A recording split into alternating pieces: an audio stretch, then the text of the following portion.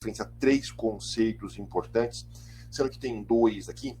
Esse de NAS e SAN, ele confunde muita gente. É muito comum a gente ver clientes finais ou parceiros não sabendo usar essa terminologia, e isso afeta os projetos. Tem muita gente que compra coisa errada na hora de explicar o que precisa, usa o termo errado. A gente já viu, isso é muito comum, relativamente comum, editais usarem esses termos incorretos, e não é raro também a gente ver cliente comprando coisa que não era exatamente aquilo que precisava, ou compra algo que não tem a tecnologia que ele precisava, ou paga mais por algo que ele realmente não estava precisando. Tá legal? Então vamos lá diferenciar essas três coisas. Então, a primeira questão da motivação. Quais são os problemas que tem quando você quando você não entende exatamente esses conceitos, né? O armazenamento é algo que não é surpresa para ninguém, né? Cada vez mais necessário, a quantidade de informação produzida é cada vez maior, mas também é importante manter a disponibilidade dessas informações, né? A gente precisa garantir que elas vão estar disponíveis. O equipamento que faz o armazenamento não pode parar, o servidor que está ali disponibilizando essas informações não pode parar. A gente precisa ter uma alta confiabilidade, e essa necessidade é cada vez maior. Então, vou dar só alguns exemplos aqui. Na parte de CFTV, por exemplo, na parte de câmeras de vigilância, existem os portos, tem toda uma nova legislação aí, onde os portos precisam armazenar as imagens de todos os containers, de toda a movimentação, por um período muito longo de tempo, e tem que disponibilizar, tem que garantir a disponibilização dessas imagens quando quando, por exemplo, a Receita Federal pedir. Então, é importante, tem um tempo muito longo de retenção, e a disponibilidade tem que ser crítica. Tá? E aí, então, a gente precisa investir nessa questão do armazenamento. O custo, efetivamente, do terabyte, o custo, efetivamente, do armazenamento tem caído muito nos últimos anos. Cada vez HDs maiores, com maior velocidade e também com maior confiabilidade. Eles estão se tornando mais equipamentos, coisas mais robustas. A questão aí é como é que a gente conecta esse armazenamento no servidor. Então, eu tenho uma coisa que é o que processa as requisições, a gente vai ver alguns exemplos daqui a pouquinho, e essas requisições precisam buscar os dados. Como é que esse lado que pega as requisições se comunica com o lado que armazena efetivamente os bytes, que conecta efetivamente com os HDs, os SSDs. Então, esse tipo de conexão, ele é basicamente dividido em dois tipos, e esse segundo tipo é o que a gente vai dividir, é o que é mais complicado. Eu já vou entender daqui a pouquinho. Então, a gente tem esses três tipos aí: DAS, NAS e SAN. O que significa cada uma dessas siglas e como é que a gente usa cada um desses conceitos? O DAS é o mais simples, é o que está conectado diretamente. Né? Isso me faz lembrar o conceito, né, de, por exemplo, carro. Sempre existiu o carro. Quando a gente falava de carro, todo mundo imaginava uma coisa com um motor a combustão. De repente surgiram os carros elétricos. Aí a gente precisou dar um nome para o carro que não é elétrico, então carro convencional. Então antigamente era carro, antigamente só tinha carro, agora tem carro convencional e carro elétrico. O mesmo vale para câmbio. Antigamente, na década de 80, só tinha um tipo de câmbio. Aí surgiu o câmbio automático, aqui no Brasil, né? E aí então precisou dar um nome para o câmbio que não é automático. Foi chamado de câmbio manual. Apesar do câmbio automático você usa a mão, só que você usa menos, mas tem que dar um nome. Então, o DAS era aquilo que é o que já existia antes. É quando você conecta o armazenamento diretamente ao equipamento. E aí, só para dar um exemplo de DAS, o equipamento que você está usando agora, nesse exato momento, para assistir essa apresentação, usa DAS. Aí você fala, bom, mas eu estou acessando via um celular, via um notebook, via um tablet. Sim, ele usa DAS. Se você pega o teu celular, ele tem a memória dele lá, o SSDzinho dele lá dentro, a memória, 128 GB, 256, 512 GB, dependendo da capacidade. Isso é um armazenamento. Isso está conectado diretamente ao seu celular. Você tem o seu notebook, seu desktop, ele tem um SSD, tem um HD, que está conectado diretamente ao seu notebook, ao seu desktop. Isso é DAS. O DAS não precisa ser algo conectado a uma máquina Mega Blaster Ultra Super Duper. É só isso. É só você conectar o armazenamento diretamente à coisa que está usando esse armazenamento. Então, isso se aplica ao celular, ao tablet, ao desktop.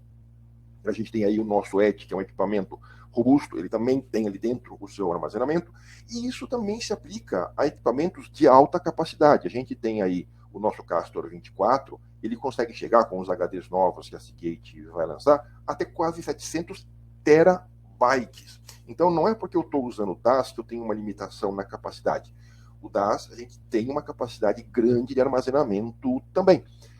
E não é porque eu estou usando o DAS que eu perco recursos. Então, tem recursos que muita gente justifica usar SAN, usar NAS, que a gente vai falar daqui a pouquinho, porque tem recursos como compressão, deduplicação, criptografia. Isso tudo a gente consegue usar no DAS também. Não é nenhum problema. Então, é válido a gente falar em DAS mesmo em aplicações de grande porte. Nem sempre. Existem casos onde a gente precisa usar o SAN, onde a gente precisa usar o NAS, mas tem muito preconceito com relação ao DAS, e é um preconceito desnecessário, tá? Que vem ali do passado. Então, em resumo, DAS é anexar diretamente os discos, o storage, os SSDs ao equipamento que vai usar ele.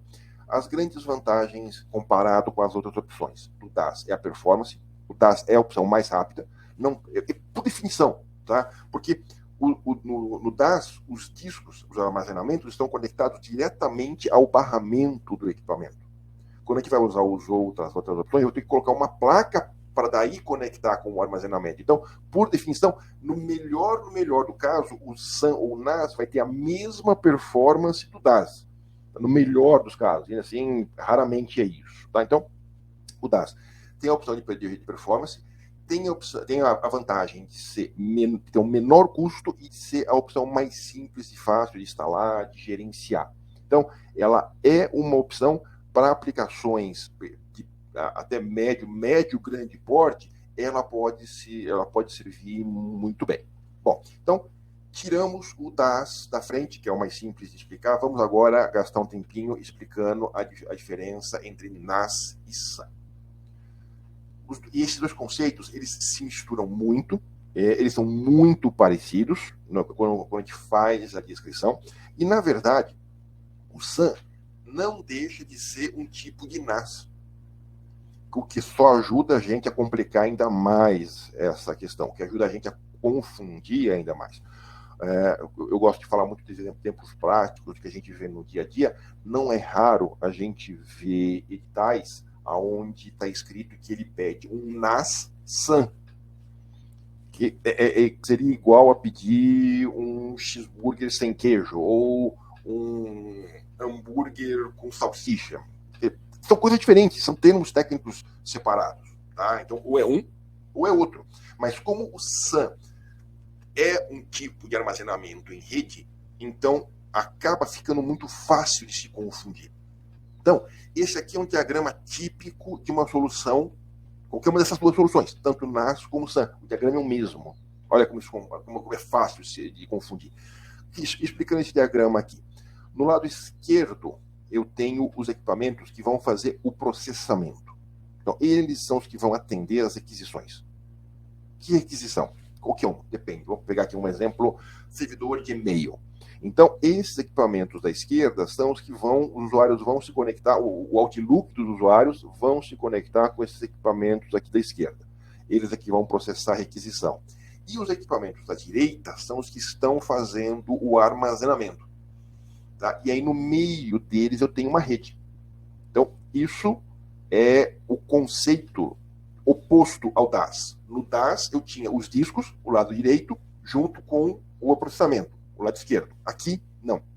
Aqui eu desmembrei. E isso tem uma vantagem interessante em muitos projetos.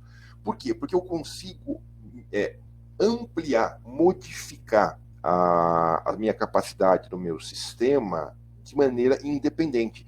Se eu tenho uma quantidade muito grande de requisições, por exemplo, de e-mail, eu só aumento a minha quantidade de equipamentos à esquerda. Se eu estou com pouco espaço em armazenamento, eu só aumento o meu lado direito. E além disso, nesse lado direito aqui, eu tenho todas as informações de maneira unificada. Então, voltando ao exemplo do e-mail, eu tenho só um conjunto de e-mails, eu tenho todos os e-mails da empresa. Então, ali, se eu tivesse isso separado em 3 servidores DAS, eu precisaria replicar 3 vezes esse conteúdo de e-mail, que não é, obviamente, uma boa ideia. Então, esse conceito de você separar o storage do processamento, separar o armazenamento do processamento, tem algumas vantagens técnicas importantes. Tá? Que são, apesar de ser mais caro, apesar de ter performance menor, apesar de ser mais complexo de se manter, tem as vantagens em muitas aplicações. O grande problema é quando as pessoas não entendem exatamente o que é vantagem ou não dessa separação e mesmo em aplicações que não vão se beneficiar dessa separação, colocam NAS ou colocam SAN, exigem. Então, novamente, não é raro a gente ver aqui clientes que, para um projeto que não vai se beneficiar em nada desse custo extra, querem colocar uma rede SAN, querem colocar uma rede NAS e acabam encarecendo desnecessariamente. Eles não vão usar, não vai ter nenhum benefício, podiam fazer uma solução DAS, que seria mais barata, teria menos performance, mas por não entender, e até por excesso de zelo, acabam exigindo essa solução mais cara. Antes de continuar aqui, só para deixar claro para todo mundo, aqui na Norio a gente tem as 3 opções. A gente tem solução DAS, inclusive nós somos um dos poucos fabricantes no mercado que tem solução DAS de alta capacidade. A maioria dos fabricantes para em 80 terabytes. Como eu falei, a gente está chegando aí a quase 700 terabytes na solução DAS. Nós temos SAN e nós temos NAS. Nós não temos nenhum problema em atender nenhuma dessas 3 opções. Apenas que me dói o coração realmente quando a gente vê um projeto que ou podia ser otimizado em termos de custo, ou que está usando uma solução inadequada e vai sofrer lá na frente, e a gente tem essa dificuldade de demonstrar. Tá bom? Então, por isso é importante a gente fazer, por isso a gente teve essa ideia de fazer essa divulgação para ajudar a explicar, para ajudar todo mundo a entender as reais aplicações de cada uma dessas tecnologias. E aí, antes de continuar também, eu queria fazer mais uma observação importante. Nós vamos comparar o NAS com o SAN, trabalhar um pouco da história deles e onde eles se diferenciam. E existe no mercado um posicionamento quase que religioso de qual que é melhor que o qual, de qual que é mais adequado que qual. A minha ideia aqui não é tomar nenhuma posição em relação a isso. Eu não vou tomar o partido, eu só vou explicar. Então, a minha ideia não é criar aqui nenhuma discussão, porque em muitas empresas, você começar a discutir NAS e SAN é igual você discutir religião, é igual a discutir que time que tem ou não um título internacional. Falar Palmeiras tem mundial é arrumar briga. Então, é a mesma coisa aqui. Não vamos tomar partido, a gente só vai estar hoje descrevendo as diferenças, tá bom? Para nós, como eu falei, nós temos as 3 opções, não temos nenhum problema.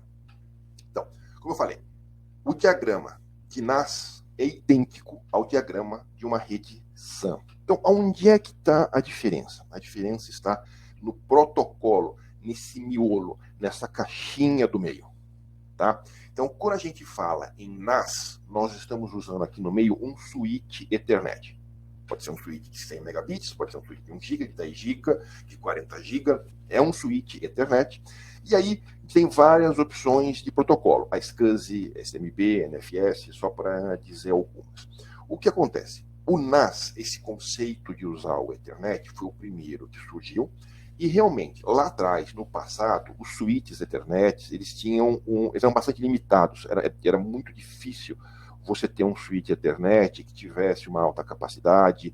Então, basicamente, o que acontecia? Havia muitos problemas de perda de pacotes nessa rede, nessa comunicação entre o servidor e o storage. E aí, quando a gente usa essa solução de rede para fingir que é o armazenamento do servidor, que é exatamente isso que é o NAS ou o SAN, o servidor ele pensa que ele está falando com um disco real. E ele espera a performance de um disco real. Se eu começo a perder gravação, perder leitura, se eu começo a perder pacotes, né, que causam esse tipo de coisa, se eu começo a ter atrasos, os meus serviços aqui do lado do servidor começam a ficar lentos e às vezes até travam. Então, por conta disso, surgiu a SAN. que também é uma rede, um storage em rede. Mas para diferenciar, foi usado um nome diferente, que inclusive é um palíndrome do NAS, né? Só para dificultar ainda mais. Então é um NAS de trás para frente. E se criou toda uma terminologia diferente, né? Então ele não usa o protocolo Ethernet, ele usa um protocolo até um pouquinho parecido, mas chamado de Fibre Channel.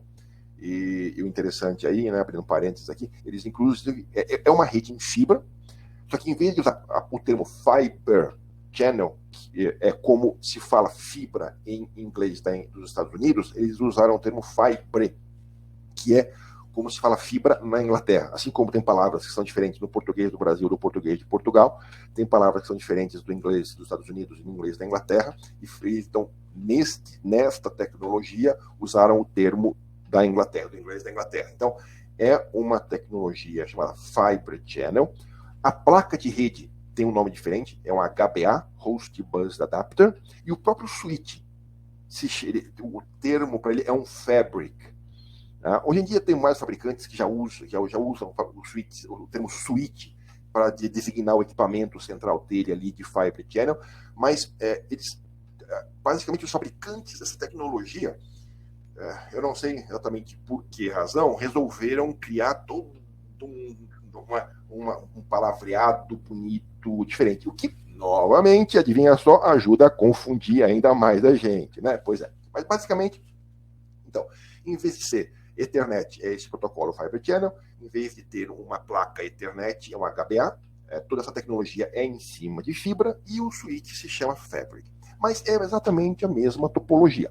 E aí, essa tecnologia de Fibre Channel, ela foi criada para ter mais performance do que um switch Ethernet, na época, ali no passado, vamos pensar aí 10, 20 anos atrás, e ter menos desses problemas, dessas possibilidades de dar congestionamento, de perder. O que acontece é que de lá para cá, de 20 anos para cá, a tecnologia de switch Ethernet melhorou muito. E aí hoje fica difícil, novamente, não vou comprar briga com ninguém, fica mais difícil de fazer esse distanciamento entre um switch Ethernet bom e um switch Fibre Channel. Por isso que existem essas discussões. Tem muita gente que ainda fala que não, que NAS é só para quem tem uma padaria, fora isso tem que ser SAN, e tem gente que fala que não, hoje em dia não tem diferença, praticamente a mesma coisa, só que como esses switches Fibre Channel têm um volume de vendas muito menor, as tecnologias de Fibre Channel, as placas de rede, são muito mais caras, e aí fala que não, que o NAS hoje em dia é a mesma coisa que o SAN, só que o SAN é muito mais caro. De novo, não vamos comprar briga com ninguém. O grande problema dessas duas tecnologias é que elas têm um ponto central de falha muito importante. E também não é raro a gente ver projetos onde as pessoas esquecem disso. Ou seja, eu estou tendo toda uma preocupação em separar, eu estou tendo toda uma preocupação em usar um storage de alta capacidade, de alta redundância, mas eu esqueço que tem um ponto central de falha. Então, eu preciso me preocupar em que esta rede central, não importa se seja NAS, não importa se seja SAN, que ela seja redundante. E, novamente, nós estamos encarecendo ainda mais o projeto. Repara que o DAS, eu tenho a maioria das opções de confiabilidade que eu tenho no storage. A única coisa que eu não vou ter no DAS, cuidado daqui a pouquinho, é que o DAS fica preso ao servidor. Se aquele servidor morrer, aqueles dados vão ficar presos ali até eu recuperar, até eu botar esse servidor de novo no ar. Aqui, quando eu faço a separação, então, o servidor da esquerda pode morrer e os storage da direita ainda vão continuar. Basicamente, essa é a única diferença de confiabilidade. No geral, as questões de RAID, redundância de disco, hot swap, isso tudo eu tenho no DAS, no NAS e no SAN. Então, voltando aqui, quando eu tenho um projeto onde o sistema, o cliente, já tem uma rede de storage, seja NAS ou seja SAN, e eu só vou acrescentar mais servidor e mais storage, o custo adicional não é muito grande. O problema é quando a gente tem um projeto inteiro e esse projeto inteiro depende de uma rede nova. Então, A gente já viu, na época da privatização dos aeroportos, a gente viu muito aeroporto cometer esse tipo de problema, onde eles não tinham a rede NAS ou SAM, normalmente usavam a SAM, que é pior, mais caro ainda, né? E aí ia implementar a gravação das câmeras numa rede nova, então os servidores eram todos novos, o storage era do zero e a rede SAM também teve que ser criada do zero. Basicamente isso dobrou o custo do projeto. Eu não estou falando que dobrou o custo do armazenamento do projeto, ele dobrou o custo do projeto, porque se eles tivessem usado o DAS, sendo que não foi um grande benefício para a disponibilidade geral do projeto. A gente já vai ver isso daqui a pouquinho, nos próximos slides. Acho que o próximo slide já é. Então, toma muito cuidado com isso. Você precisa ter uma topologia bem criada, isso vai ter um custo, e, obviamente, gerenciar isso, ter profissionais que sejam capazes de manter isso tudo funcionando, não é fácil. Então, quais são as grandes vantagens do NAS? Primeiro, ele tem essa flexibilidade, como a gente viu, né? Eu tenho de um lado os servidores de processamento, do outro lado o storage, então eu posso crescer esses dois lados separados, e ele tem um custo inferior ao SAM. O custo do NAS tende a ser mais caro do que o DAS, mas ele ainda é mais acessível do que a SAM. E aí, a grande vantagem da SAM é a questão de robustez e confiabilidade, processar ali, isso comparado ao NAS, porque o equipamento central ali, ele é feito, o switch, o fabric, né? Ele é feito para isso. Agora, como eu falei, isso tem os seus defensores de cada uma desses lados da batalha, não vamos entrar aqui nesse argumento. E, como falei, tem a questão do custo, que realmente as redes SANs são muito mais caras de se trabalhar, de se criar e de se manter. Muito bem, vamos ver aqui algumas aplicações de DAS, NAS e SAM.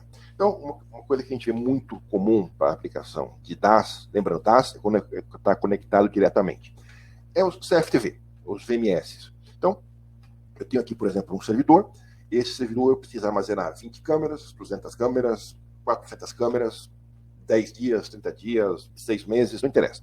Então, eu tenho na mesma máquina o processamento e a memória que vai se comunicar com as câmeras, que vai buscar as imagens. Se tiver que fazer detecção de movimento, gravação, detecção de movimento, ele vai fazer isso e ele mesmo armazena. Beleza? Bacana. Muito bem. Então, vamos pegar aqui um exemplo. Esse servidor está gravando 200 câmeras. Aí, o cliente final lá precisa aumentar isso para 400 câmeras. Então, a estratégia, eu coloco 2 servidores. E aí, a maioria... Eu não vou dizer todos, porque a gente nunca sabe que tipo de maluquice a gente pode encontrar no mercado, mas a maioria dos VMS, a maioria dos softwares de gravação no mercado, permite a gente fazer isso e agrupar esses servidores, esses vários servidores, como se fossem um só. Para o servidor, para o operador, para o vigia que está lá vendo as imagens, é absolutamente transparente. Ele não sabe quantos servidores tem aqui. Qual que é o problema desse tipo de abordagem, né? É que eu posso ter uma falha. Se eu tenho 200 câmeras em cada servidor aqui, se um desses servidores parar, eu vou ficar com 200 câmeras órfãs. Então, a opção é, por exemplo, eu ter um servidor de backup. Novamente, a maioria dos VMS permitem isso. Então, eu tenho uma máquina que está ali parada, quietinha, sem fazer nada, só de olho nos outros equipamentos. Se algum dos equipamentos parar, ele vai e assume automaticamente, ali em questões de segundos, às vezes até abaixo de um segundo, ele assume a gravação das câmeras que ficaram órfãs. Qual que é o problema disso aqui? É que quando isso acontecer, se isso acontecer, as câmeras que estavam sendo gravadas, as imagens que foram gravadas no servidor que morreu, vão ficar presas. Ela não está perdida, está lá armazenada, bonitinha, mas como o servidor parou, eu não consigo ir lá retirar até que chegue um técnico que vá lá fazer a manutenção e reativar esse servidor. Então eu posso ficar ali talvez 1, 2 dias sem essas imagens. A questão aí é quão isso é crítico. Então, se eu tiver, por exemplo, falando de um serviço de e-mail, isso é absolutamente insuportável, é inaceitável. Eu não posso ficar com metade dos meus e-mails da minha empresa fora do ar por 2 dias. sem que os meus funcionários saibam o que está ali na caixa de entrada deles.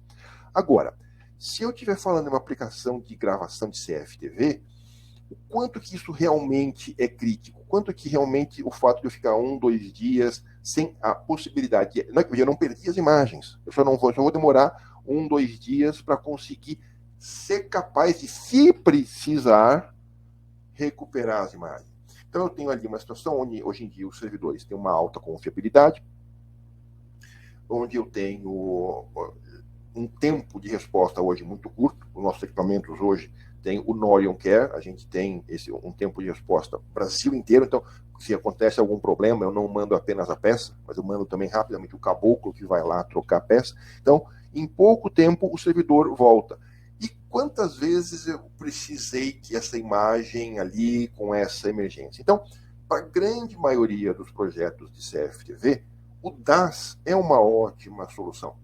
Eu não preciso gastar um caminhão a mais de dinheiro para implementar uma NAS ou uma SAN. O José, voltando aqui à questão aqui da proteção da segurança, o José Bogoi está perguntando, para melhorar a segurança contra ataque, se é necessário um firewall na topologia do projeto. Dentro dessa topologia, dentro desse miolo, entre os servidores e o storage, raramente seria necessário. Em algumas aplicações mais críticas, isso pode ser necessário. Tá? Existe um conceito de segurança que está ganhando muita força, que é o de Zero Trust, onde a rede inteirinha é isolada uma da outra, como se eu tivesse um firewall em toda a rede. Então, se eu tenho uma preocupação absurdamente grande com segurança, eu não sei se vocês viram recentemente, surgiu aí uma notícia em que foi vazado na internet todos os nossos dados, meu, seu, alguns 238 milhões de CPFs, o nome, o CPF, basicamente o nosso, tá lá, o seu, não interessa quem você é. Se você é brasileiro, o teu nome foi vazado de algum lugar. Tá, então, esse lugar deveria criar uma solução Zero Trust. Tá? Então, de onde quer que saia esse vazamento, um negócio crítico assim não pode acontecer. Mas porque quanto mais segurança a gente coloca, mais custo a gente tem. Os americanos, o inglês, né, tem um termo que eu não sei como traduzir isso para o inglês exatamente, que é overthinking. Acho que é excesso de zelo, né? O que é excesso de zelo, o que é paranoia e o que é razoável? É difícil de fazer uma linha de corte. Óbvio, quanto mais segurança, quanto mais redundância, quanto mais confiabilidade a gente colocar no projeto, obviamente vai ser melhor, mas também vai ser mais caro. Quanto que eu tenho de orçamento? Quanto eu consigo colocar? E se eu não tenho um orçamento infinito, que normalmente não é o que acontece, que não tem um orçamento infinito, o que eu vou deixar de colocar para colocar esse meu excesso de zelo, para colocar esse excesso de segurança? Então, essa é a comparação que a gente tem que fazer. E aí, voltando à questão aqui, por exemplo, do CFTV, a gente viu muitos aeroportos fazerem isso, né? Quando surgiu a privatização. Eles não tinham verba para fazer uma rede, uma gravação completa e fazer a rede em SAN, o storage em SAN, não abriram mão do SAN e basicamente reduziram a cobertura. E isso trouxe muitos problemas de segurança, como você pode ver aí casos dos aeroportos. Gente que teve a mala aberta no meio do aeroporto, colocaram drogas e foi para a Alemanha e foi presa na Alemanha por tráfego de drogas. Por quê? Porque não tinha câmera em todos os lugares, tinham buracos. Os traficantes sabiam onde ficavam os buracos de gravação e ali eles faziam a troca. Então, de novo, se eu tenho tempo e recursos infinitos, ótimos. Mas se eu tenho tempo e recurso limitado, é importante pensar aonde é que realmente eu preciso me preocupar e aonde eu posso deixar um pouco, porque aí vai ser excesso de zelo. Tá? Então, novamente aqui. Nessa aplicação de CFTV, se eu tenho um servidor de redundância, eu não vou perder as imagens. Eu só vou, talvez, demorar 1, 2 dias para recuperar. Caso aconteça uma absurdamente difícil de possibilidade e dar falha no equipamento. Se o meu servidor tem fonte redundante, se o meu servidor tem disco redundante, se ele é um bom equipamento, ele não dá falha. Então, só para vocês terem uma ideia, tá? Aqui no nosso suporte, aqui na Norion, tá? A nossa taxa de falha. Isso não é exatamente um mérito nosso, é basicamente o fato que a gente escolhe bons componentes. Mas em escolhendo bons componentes, bons fabricantes de componentes, né? O nosso suporte técnico, ele ajuda na produção, porque eles estão tão inoperantes, ficam tanto tempo sem fazer nada, sem ter chamado, que eles acabam ajudando na produção quando tem um excesso de demanda. Tá? Para eles não ficarem ali assobiando. Tá? Então, hoje em dia, a confiabilidade dos equipamentos é muito alta. É absolutamente raro você ter um problema de falha. Então, se eu tenho essa solução de DAS gravando em CFTV, se por acaso acontecer uma falha, vai ficar ali um tempinho com ele fora do ar. Chegou o técnico, fez o reparo, pronto, voltou as imagens, está lá e entrega. Tá? Então, continuando aqui.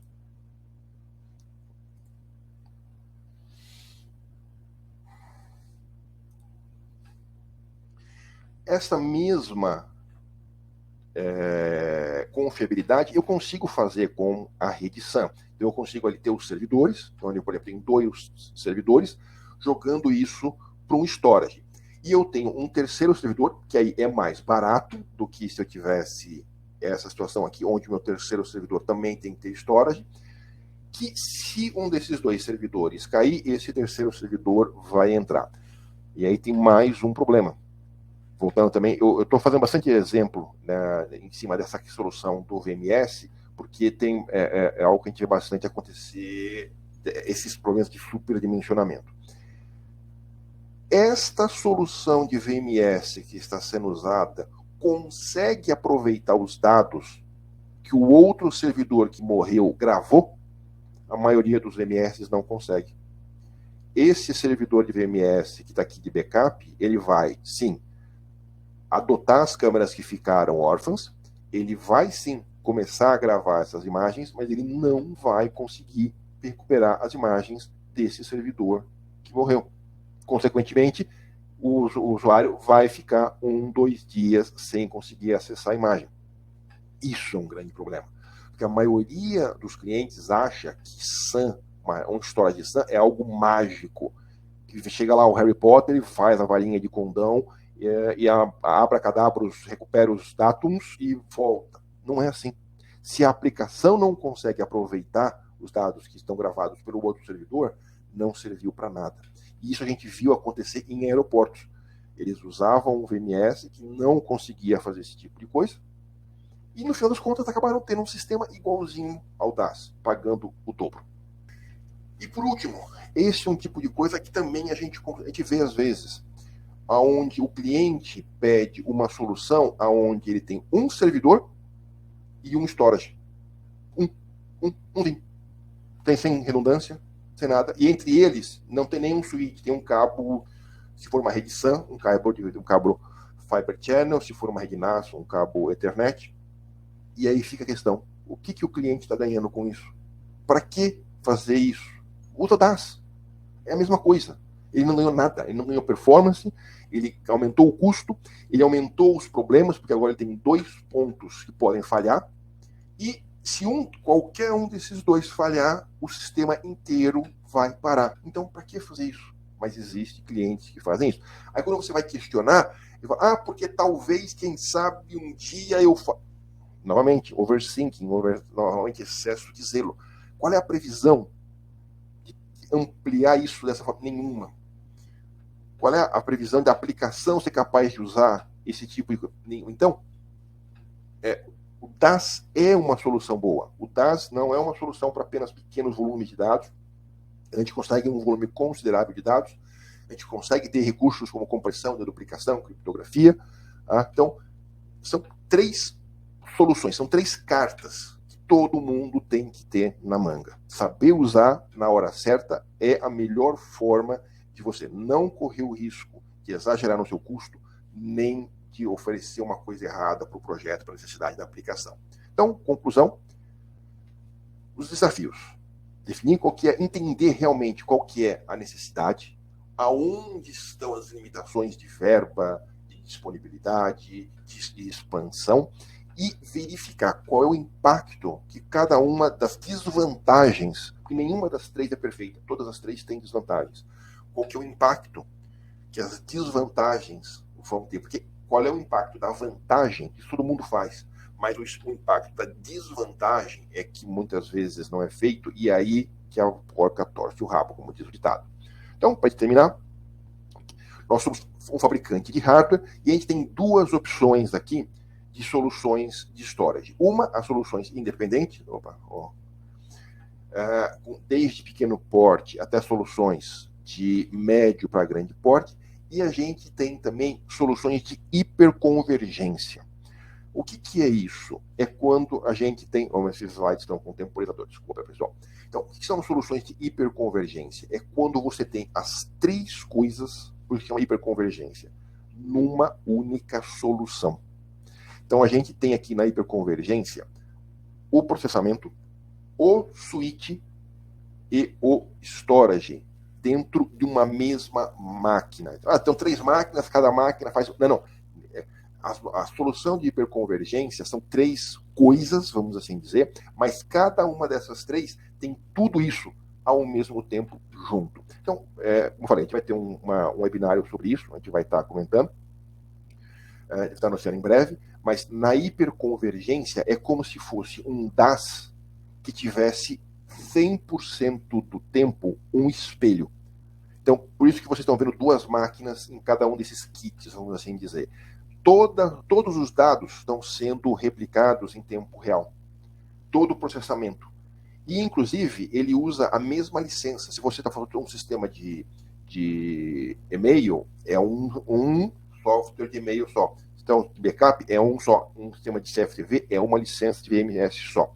E se um desses equipamentos der problema, automaticamente, em poucos segundos, o outro assume. E o resto da rede nem percebe. Então, eu tenho todas as vantagens de performance do DAS com todas e de simplicidade do DAS com todas as vantagens de confiabilidade e de redundância das redes SAN. Então, não é uma invenção nossa, obviamente, é um conceito que está surgindo, pouca gente conhece, pouca gente ainda, menos gente ainda está oferecendo, e a gente tem esse tipo de solução. Por último, só comentar, a gente tem o nosso, que a gente falou bastante da questão de tempo de resposta, de garantia. A Norion, a gente tem o Norion Care, que é exatamente isso. Um sistema de suporte que abrange o Brasil inteiro, onde, além de mandar a peça em caso de falha de algum componente, que é algo extremamente raro, muito difícil de ter hoje em dia falha de hardware, mas caso isso aconteça, a gente manda a peça e o caboclo que vai lá levar a peça. E aí, isso pode ter, a gente pode... Todos os nossos equipamentos têm pelo menos um ano dessa garantia, eu não consigo tirar. Toda a cotação nossa vem com pelo menos um ano, e a gente pode estender até 5 anos, tá bom? Bom, pessoal, encerro por aqui hoje. Mais uma vez, obrigado mesmo pela participação de todos vocês, obrigado por ficar até o final, e até a próxima!